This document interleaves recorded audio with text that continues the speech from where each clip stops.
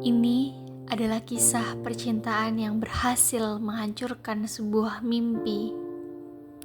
Kisah ini berawal dari hal-hal yang manis. Tapi dosa telah menciptakan sebuah penderitaan.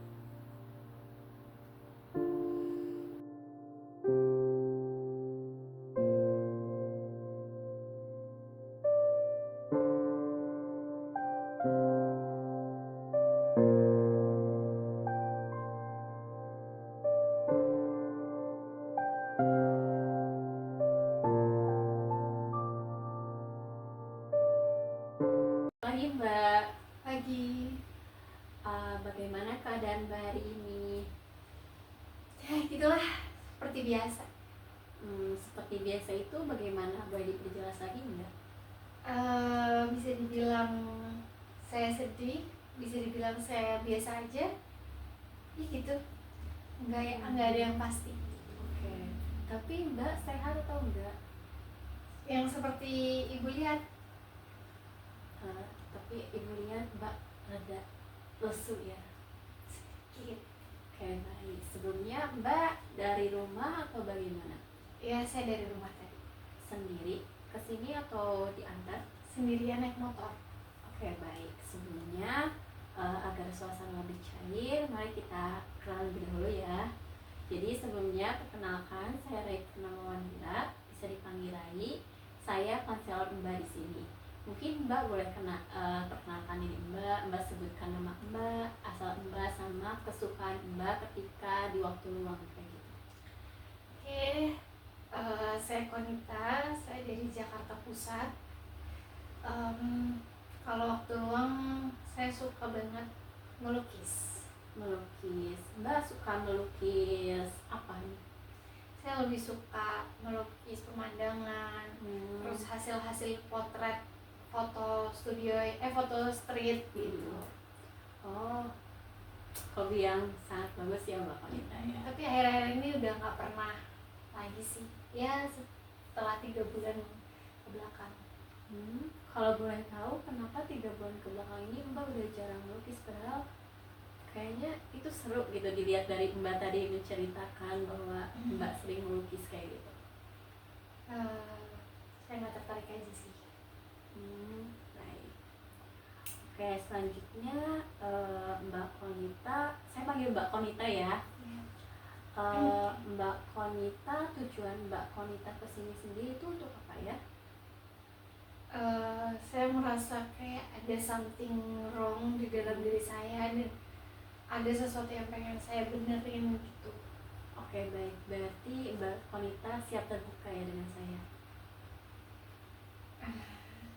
Oke, jadi sebelumnya saya tegasin ya Mbak, ketika Mbak memutuskan di sini, insya Allah akan saya jaga. Jadi data yang informasi yang Mbak berikan kepada saya itu akan saya pastikan aman. Jadi tidak akan saya sebarkan luas ke luar. Jadi Mbak Konita bisa sangat tenang untuk bercerita kepada saya dan juga terbuka agar kita bisa menemukan solusi untuk masalahnya Mbak Konita seperti itu. Apa Mbak Konita bersedia?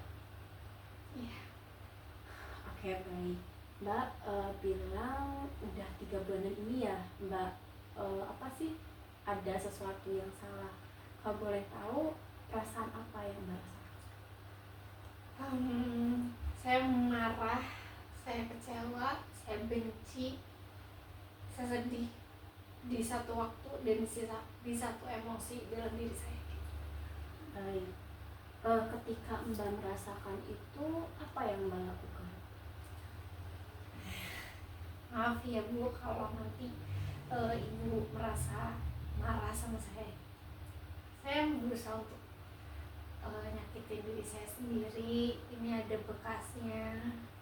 Saya pengen melukai diri saya sendiri, terus di sini juga ada. Saya membenturkan diri saya ke tembok, ke dinding, terus ke gelas-gelas yang udah pecah, berantakan. Cukup berat juga. Kalau boleh tahu, Mbak kan menyakiti diri Mbak karena sebelumnya Mbak merasa ini. ada nggak sih sesuatu yang terjadi pada diri Mbak belakangan ini sehingga Mbak tuh merasakan hal itu gitu? Ada. Apakah Mbak keberatan jika bercerita kepada saya? Sebenarnya saya sedikit malu dengan cerita ini, tapi saya bingung juga mau cerita ke siapa gitu. Saya baru putus sama pasangan saya yang udah 5 tahun pacaran.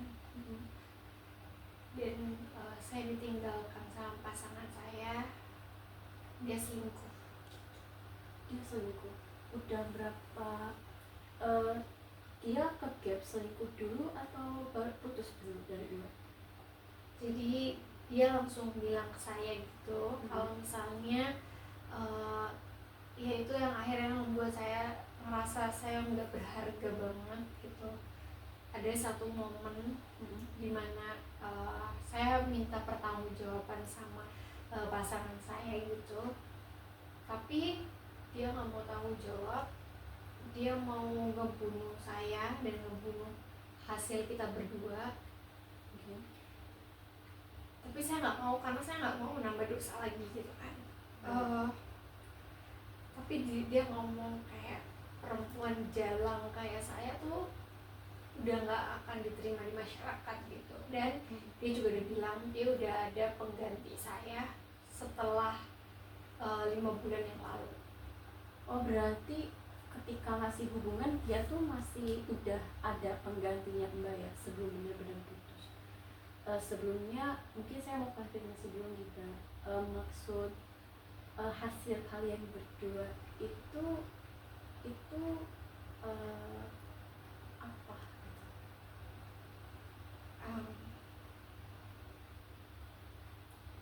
Saya udah hamil,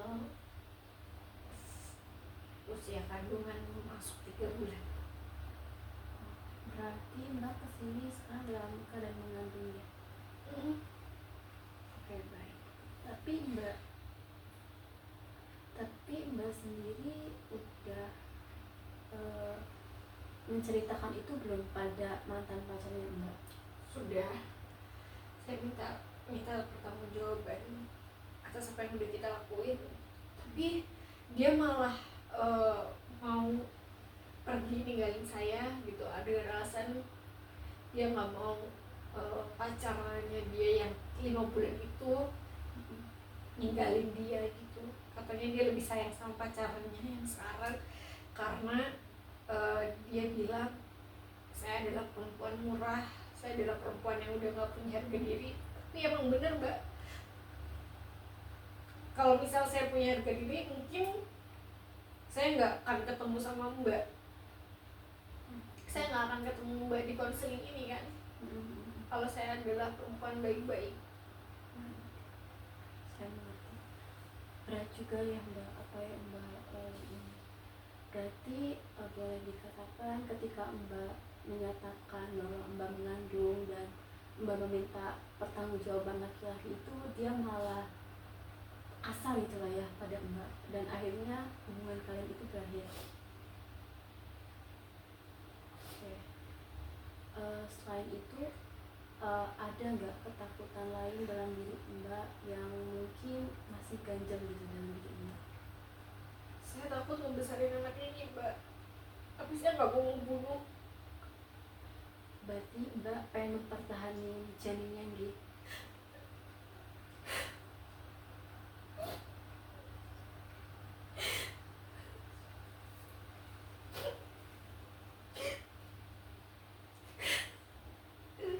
Saya nggak akan dapat laki-laki Mbak, saya seburuk itu. Saya nggak tahu apa nanti saya bakal membesarin anaknya ini sendiri. Apa saya akan kuat kalau anak ini bakal tumbuh tanpa seorang ayah.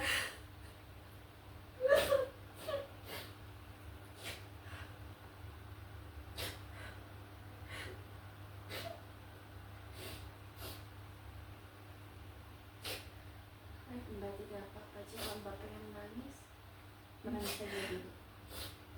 Saya pengen semuanya cepet selesai Mbak. Baik, saya paham.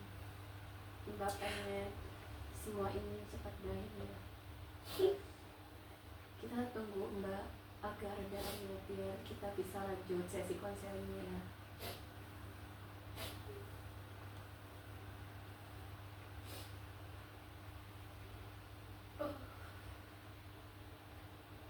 Ada perasaan nggak?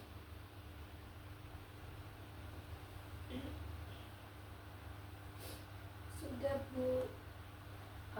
Mbak Konita sudah redaan, sudah lebih lega kan sekarang? Apakah kita bisa melanjutkan konseling ini? Baik. Selanjutnya, selain pacarnya Mbak Konita atau mantan pacarnya, ada nggak orang lain yang mengetahui mengenai kondisi Mbak Konita?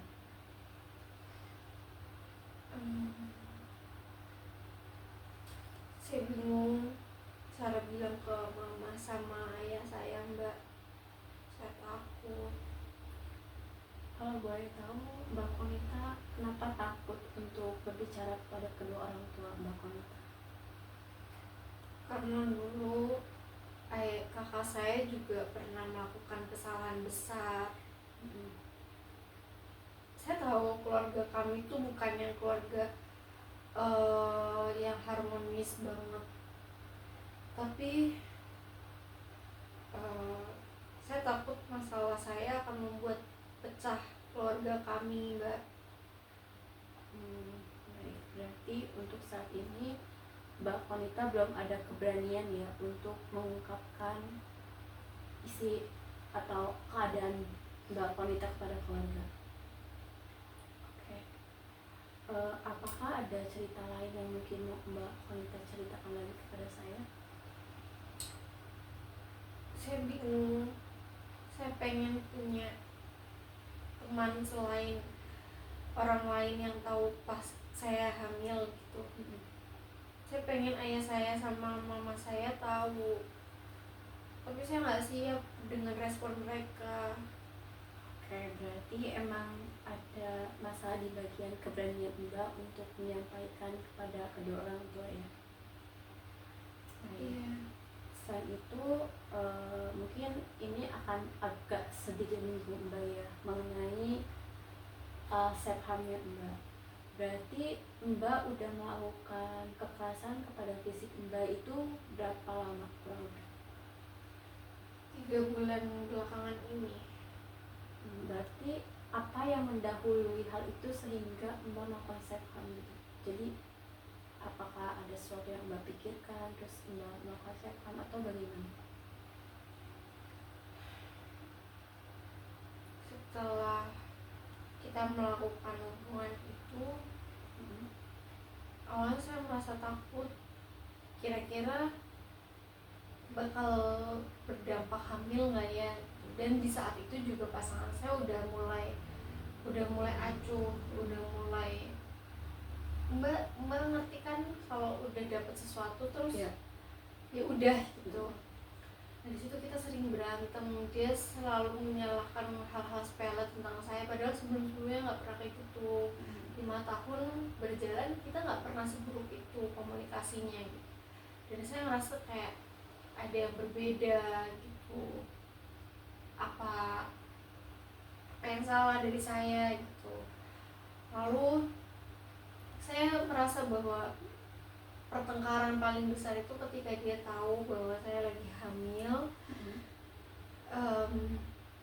Dan dia minta untuk menggugurkan, tapi saya nggak berani juga untuk menggugurkan. Dan di situ adalah puncaknya, dia marah ke saya, dia mengata-ngatai saya, dan saya memvalidasi bahwa benar. Mungkin kalau saya bukan cewek murahan, saya bukan cewek hina, ini masalah ini nggak akan terjadi Mbak. Mungkin saya nggak akan nemu laki-laki yang bisa menerima saya di besok. Disitulah saya berpikir bahwa saya memang pengen mati, saya pengen melukai diri saya marah sama diri saya sendiri, jadi saya melukai diri saya. Baik, tapi Mbak sendiri nggak pernah ada melakukan hal yang itu berujungnya pada bunuh diri kan? Sudah. Tapi itu tidak terjadi mungkin? Nggak jadi. Kalau boleh tahu kenapa?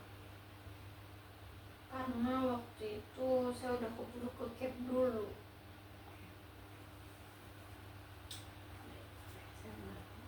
Pasti berat ya, jadi Mbak Konita harus menjalani semua ini sendiri, dimana harusnya tuh dia yang melakukan ini pada Mbak Konita tuh dia bertanggung jawab gitu, tapi dia ibaratnya kayak ngebuang Mbak Konita lah ya, padahal Mbak Konita mungkin dalam keadaan yang lagi sejatuh ini gitu, tapi Mbak Konita juga cukup hebat, udah bisa bertahan sampai sejauh ini. Mbak Konita juga sekarang udah cukup kuat untuk menceritakan hal itu pada saya. Mungkin sebelumnya Mbak Konita perlu nih keberanian yang besar, bahkan untuk menghubungi saya kemarin untuk membuat janji itu mungkin Mbak Konita memerlukan keberanian bahkan saat ini bercerita pada saya, betul. Jadi menurut saya itu adalah hal yang patut untuk dihargai. Tapi poin plusnya juga ketika Mbak terpuruk ini, Mbak masih ingat pada Tuhan gitu. Mbak tadi sempat bilang bahwa Mbak tidak ingin menggugurkan kandungan Mbak karena Mbak merasa bahwa itu akan menjadi dosa lagi, karena sebelumnya mungkin udah melakukan dosa dan Mbak tidak ingin menambah dosa lagi. Oke, mari kita tenangkan dulu Mbak Konita. Mbak Konita siap tidak jika kita coba untuk mulai melakukan mencari jalan keluar terhadap permasalahan Mbak Konita yang tadi udah diceritakan. Tapi saya bakal ditemenin kan? Saya temenin. Saya nggak akan sendiri kan, Bu? Iya, saya akan ada untuk Mbak. Jadi pun nanti sesi ini berakhir, Mbak bisa telepon saya. Jadi Mbak Konita sudah siap belum? Karena secara garis besar saya sudah menulis permasalahan Mbak Konita itu apa, dan mungkin saya udah menulis rekomendasi treatment apa yang bisa dilakukan untuk Mbak Konita. Nah, Mbak Konita sendiri sudah siap belum jika misal kita melakukan treatment itu sekarang? Siap.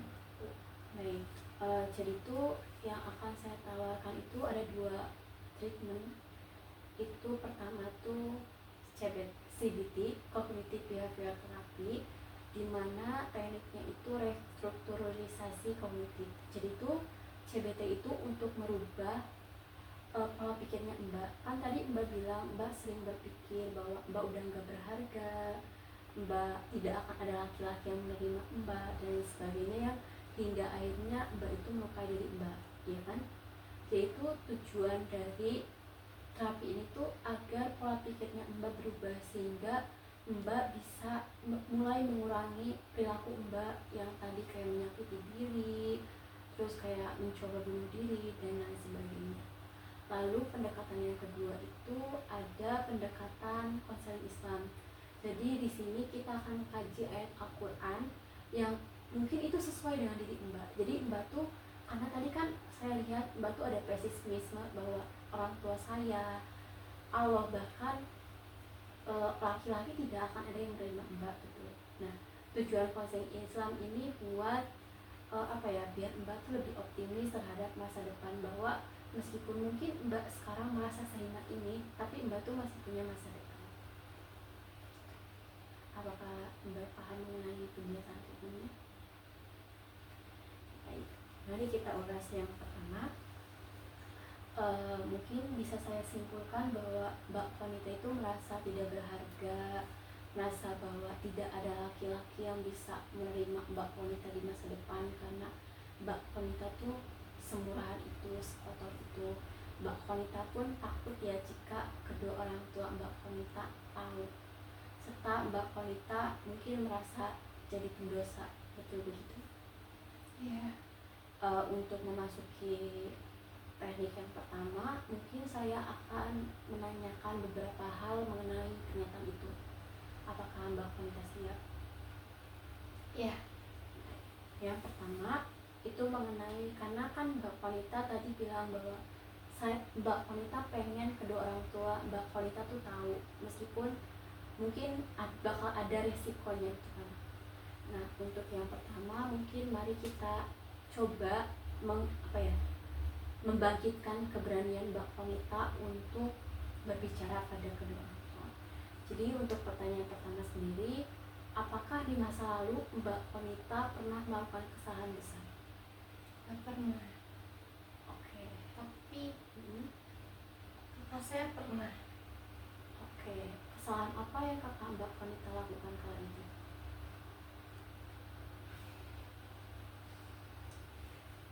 Kakak saya pernah memakai narkoba.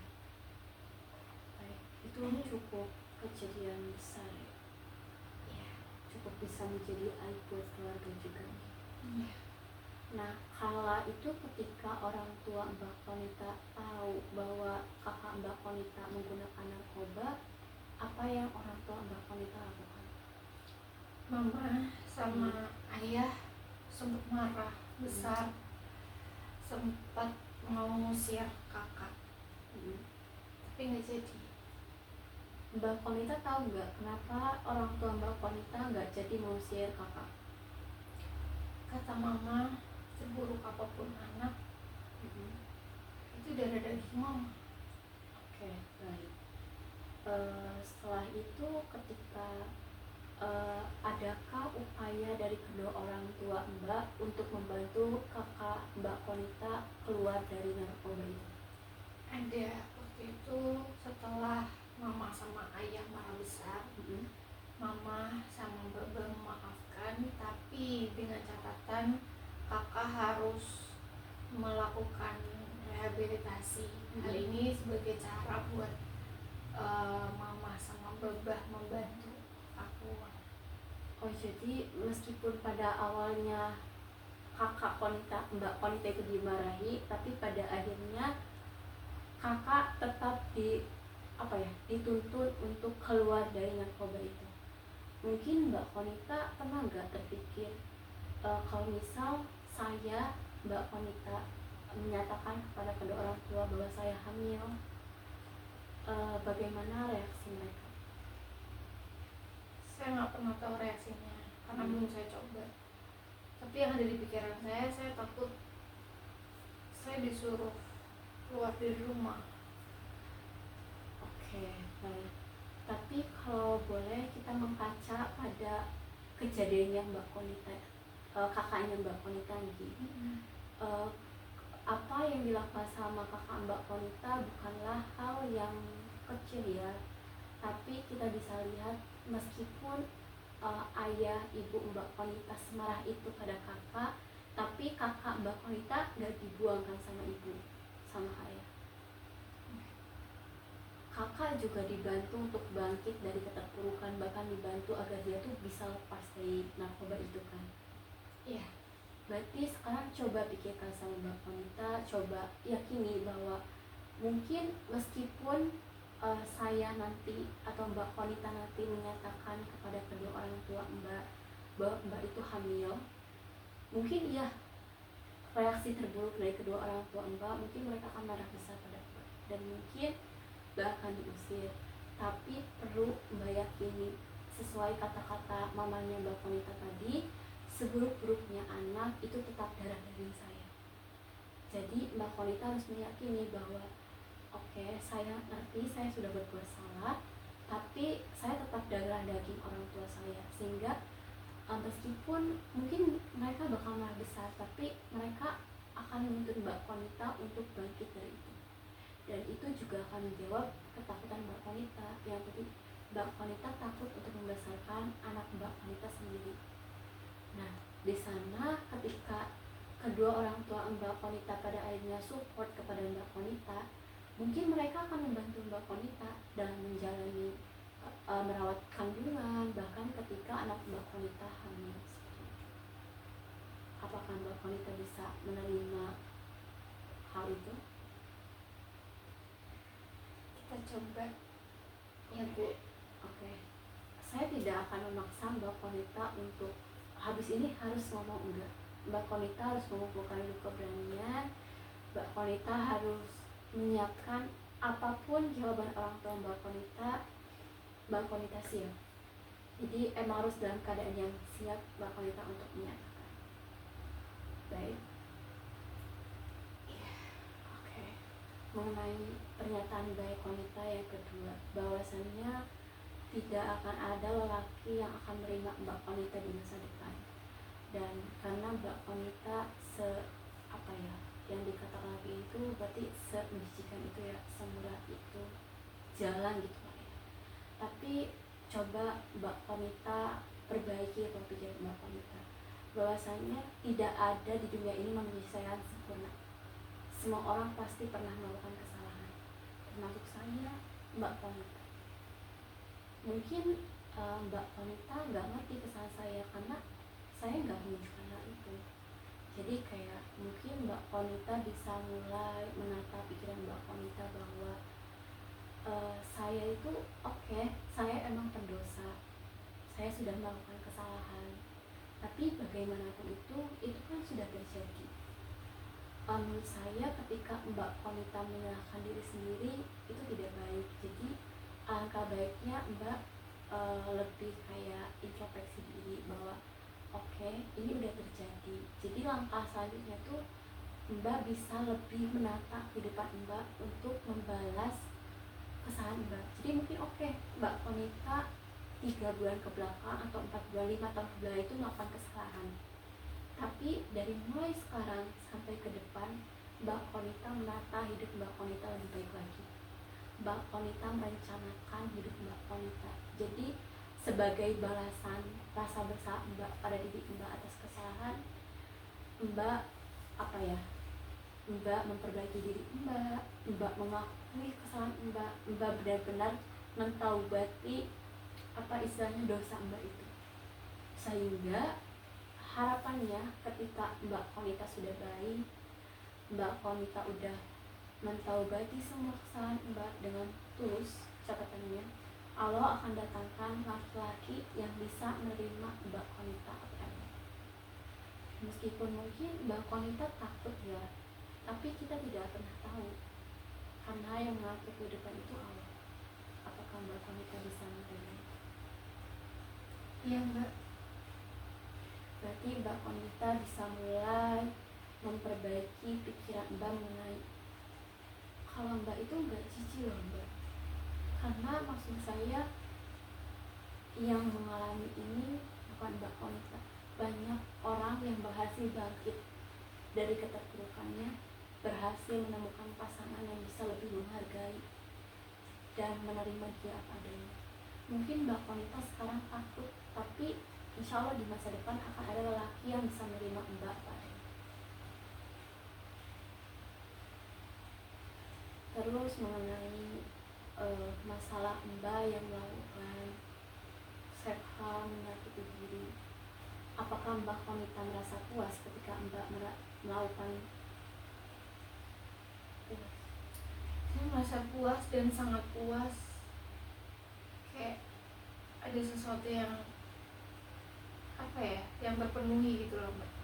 Oh, jadi istilahnya Mbak merasa bahwa sakit di hatinya Mbak tuh teralihkan gitu dengan mencoba. Oke Mbak, sebenarnya kita perlu meluruskan ini ya. Sebenarnya ketika Mbak melakukan kekerasan pada fisik Mbak itu tidak sedang memindahkan masa sakit itu, tapi Mbak mau menambah luka baru pada tangan Mbak. Jadi jika awalnya Mbak hanya sakit secara psikis, sekarang tambah ke fisik Mbak. Sekarang dua-duanya, fisiknya sakit, psikisnya sakit, dan itu akan berdampak pada Mbak, pada diri Mbak. Saya paham Mbak nggak akan bisa langsung menghentikan perilaku Mbak itu, tapi mari kita coba. Ketika Mbak mulai cemas, pikiran aneh-aneh dan ingin menyakiti diri, Mbak ambillah sebuah pulpen berwarna merah, lalu Mbak gambar di sini. Jadi seolah-olah Mbak sedang menyakiti diri Mbak. Kan merah seperti darah. Jadi seolah-olah ketika pulpennya digarisin gini, ada warnanya, itu seolah-olah diri Mbak sudah terluka. Padahal yang itu pulpen. Seperti itu. Kalau kita bisa paham? Ini saya coba ya. apakah Mbak Wanita bisa mengambil apa ya istilahnya, bukan pelajaran dari sesi sekarang? Apakah udah lebih legaan? Sedikit membaik, tapi saya masih butuh ditemani ibu buat beberapa waktu, karena kejadian ini bukan hal yang mudah buat saya, tapi akan saya coba untuk mengontrol diri saya, mencoba untuk tenang. Tapi kalau misal nanti saya masih sulit untuk mengendalikan pikiran saya minta tolong untuk dibantu ya Bu. Saya akan membantu Mbak tinggal menghubungi saya. Dan, mungkin karena tadi saya menawarkan ada 2 treatment ya, dan melihat waktu juga, mungkin sesi ini dan melihat keadaan Mbak juga, mungkin sesi saat ini bisa kita akhiri. Dan treatment yang kedua, apakah Mbak Wanita berkenan jika kita menjadwalkan di minggu depan? Boleh. Berarti minggu depan kita bertemu lagi di sini, oke? Iya. Oke, Mbak Wanita sekarang langsung pulang apa bagaimana? Saya pengen mampir ke sesuatu yang bisa membangkitkan mood saya, tapi saya bingung. Es krim? Iya kali, karena saya pusing banget sekarang. Jadi ke toko es krim, nikmati es krimnya, jangan memikirkan apapun. Mbak Wanita harus benar-benar merasakan dinginnya es krim di lidah Mbak Wanita. Oke? Kan kita coba ya Bu. Oke, semangat Mbak Wanita. Ya, Hati-hati di terima jalan. kasih. Tuhan, tolong bantu aku. Mbak Wanita, Halo. apa kabar sekarang udah seminggu ini? Alhamdulillah, saya udah mau mencoba melukis tangan saya. Terus bagaimana perasaannya ketika mulai menerapkan apa yang kita itu sesi kemarin? Lega, lebih tenang. Cuman yang masih saya sulit untuk lakukan adalah komunikasi ke orang tua, karena perut saya juga belum terlalu besar. Jadi masih butuh untuk keberanian lah ya buat ngomong ke orang tuanya. Oke, sesuai janji saya yang minggu kemarin, pertemuan ini kita akan lebih meningkatkan optimisme Mbak terhadap apa yang Mbak rasakan, maksudnya hal yang menimpa Mbak gitu kan.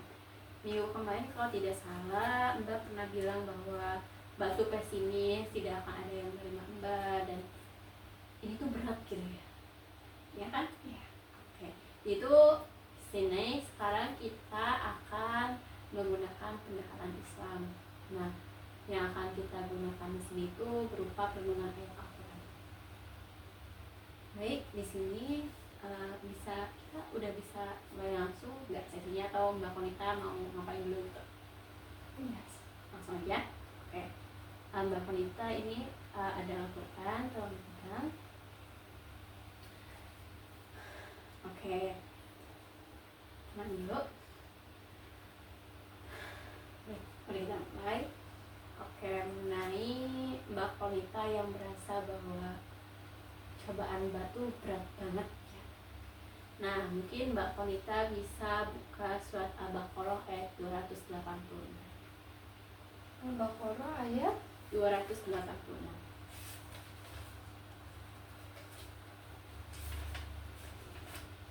ini. Ya, mungkin Mbak Wanita bisa dibaca dulu artinya ya, kayak.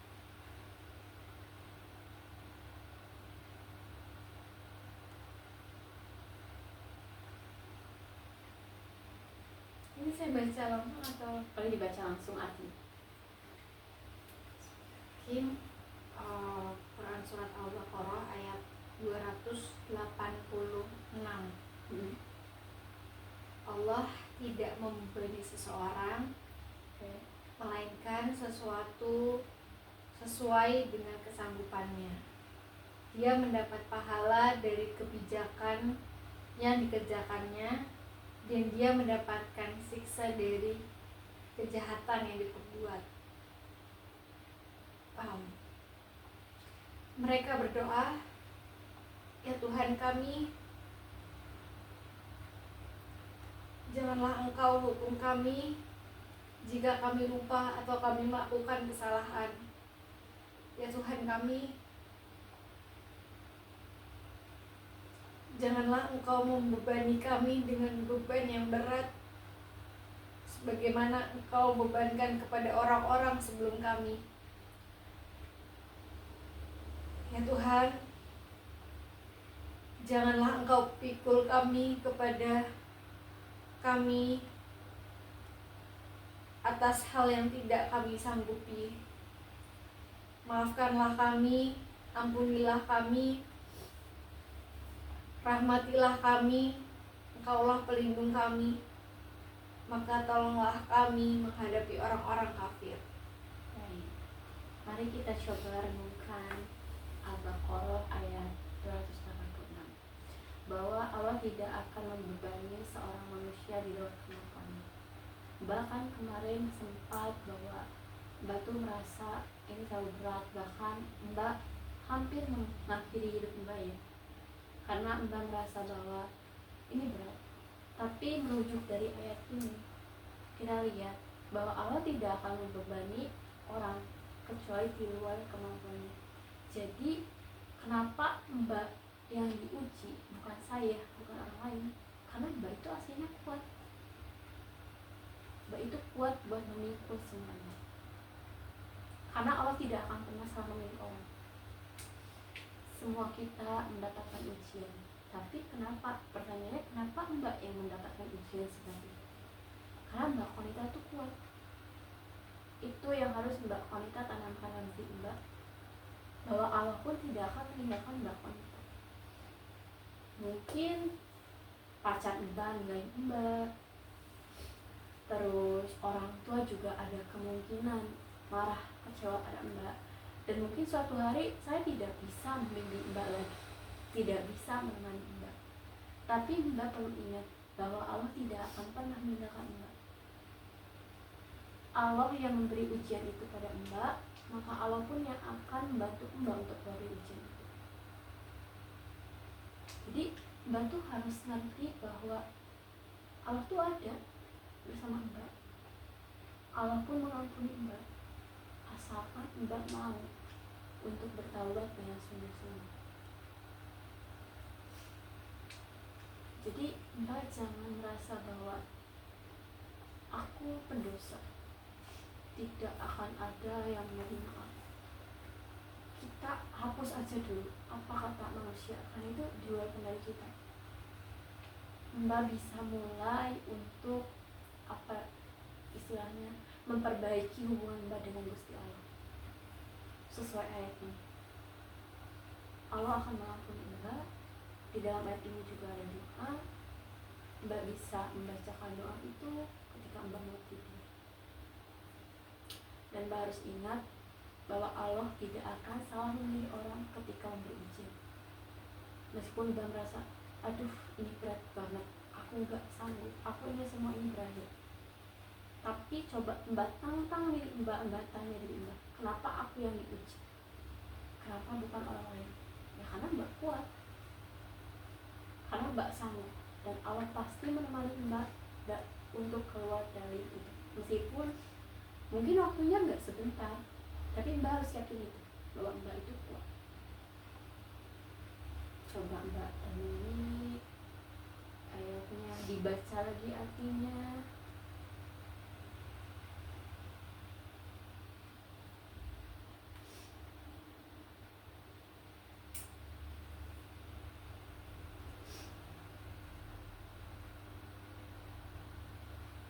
Mbak sudah bisa memahami maksud saya? Sudah Bu. Oke, mengenai yang kedua, mengenai self-harm Mbak. Mbak, apakah sudah ada penurunan mengenai menyakiti diri Mbak? Sudah. Oke, tapi udah bisa benar-benar berhenti nggak? Saya masih punya keinginan untuk melukai. Oke, jadi memang meskipun itu tetap ada apa istilahnya Mbak pengen menyakiti diri, berarti Mbak masih sering merasa cemas ya.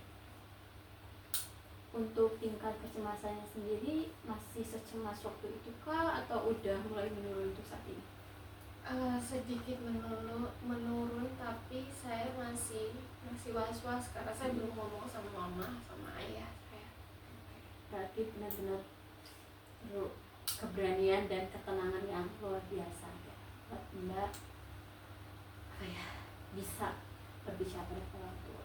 Oke, mungkin saya punya ayat yang itu bisa digunakan ketika Mbak mulai merasa stres, Mbak mulai merasa cemas dan ingin menyakiti diri. Mbak bisa buka surat Ar-Rod ayat 20.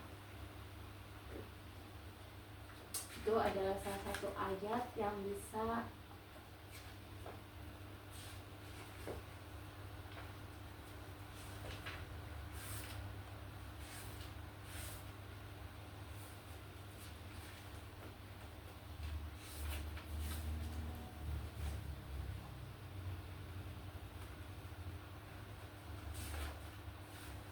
Berapa Mbak? 28.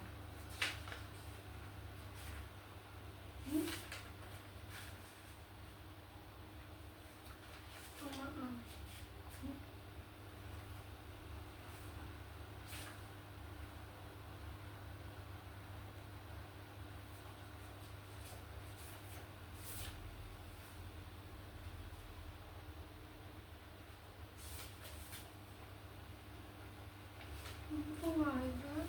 Sip, biar saya coba sebentar ya.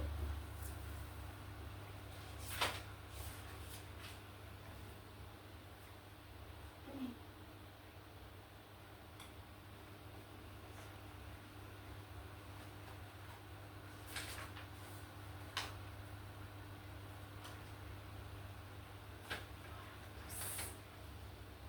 Saya pilih 49.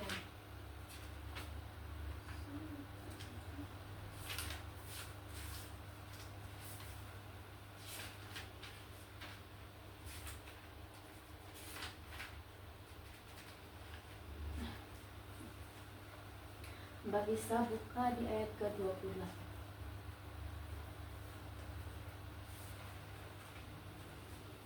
Sudah? Sudah. Oke, Mbak bisa baca artinya dan dinamiknya artinya. Bismillahirrahmanirrahim. Arad ayat 28 yang artinya yaitu orang-orang yang beriman dan hati mereka menjadi tentram dengan mengingat Allah. Ingatlah, hanya dengan mengingat Allah hati menjadi tentram. Baik, itu ayat sudah cukup jelas ya.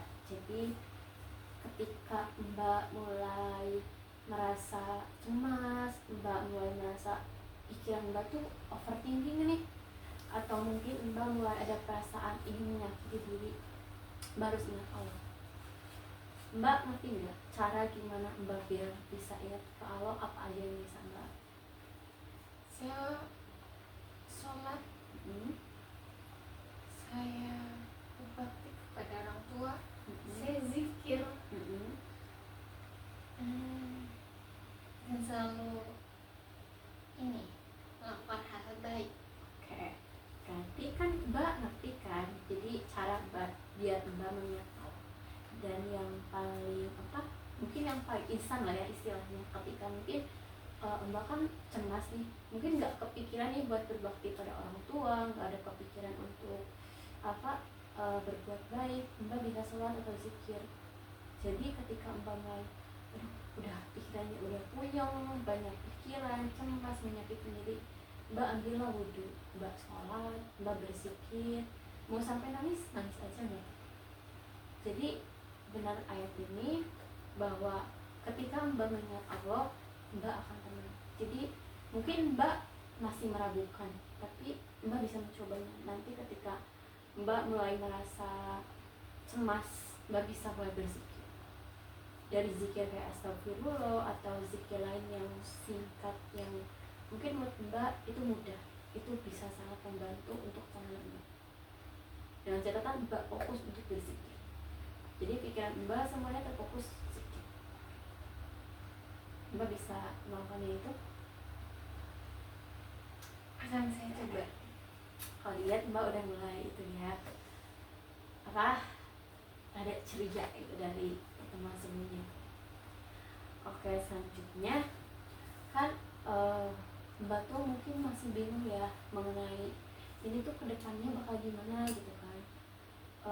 Karena ya gimana pun kita apa ya, ada keterbatasan dalam lihat masa depan. Tapi Allah udah jelas di surat Al-Insyirah, nggak bisa buka ayat ke-5 sama 6. Allah berfirman di sana bahwa, Mbak bisa baca ayat 5 sama 6-nya.